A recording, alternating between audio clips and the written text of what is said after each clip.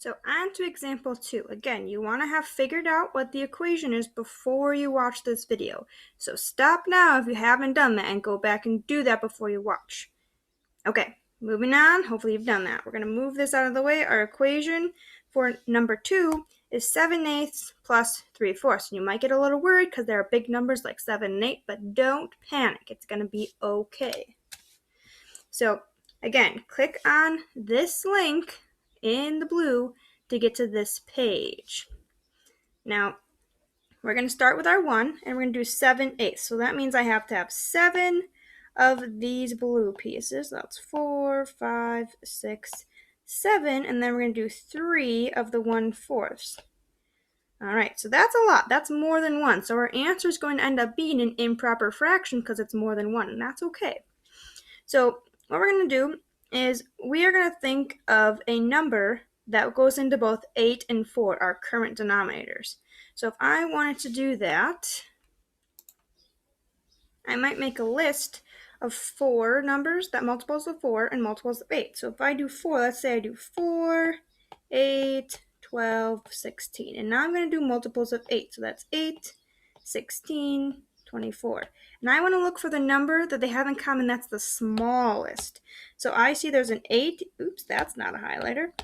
8 here and an 8 here. That means that they both have the number 8 in common. So any fraction with the denominator that with an 8 will work for both fourths and eighths. So let's use that on our fraction website to see how that works. So I'm going to put in eighths under here. I already know I have 7/8 right there, but we'll do it just in case. And then we're going to do eighths under the fourths. All right. So looking at our fraction strips, we know that this section right here, all of these eighths, we were talking about specifically this group at the top, that was 7/8. We already knew that. But now we're going to be looking at this other group with the 1/4. And how many eighths fit into 1/4? So let's count them up. We have 1, 2, 3, 4, 5, 6. 6/8 equals 3/4. Those are equivalent fractions. So we're thinking, how did I get from 3/4 to 6/8? Well, what I had to do was think, how do I get from 4 to 8? What did I multiply by? Well, I multiplied by 2. I knew that the denominator had to be 8 because that was the lowest number that the 4 and the 8 had in common. So if I multiply my bottom of my fraction by 2, I have to do the same thing on the top.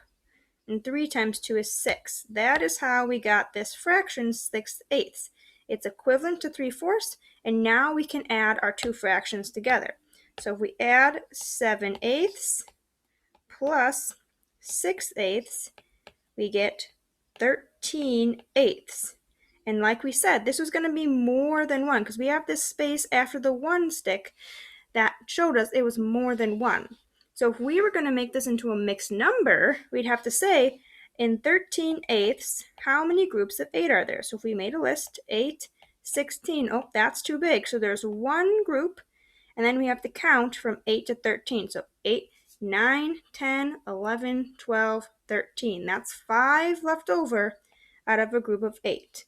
So either one of these answers would work. They are equivalent. One's a mixed number and one is an improper fraction.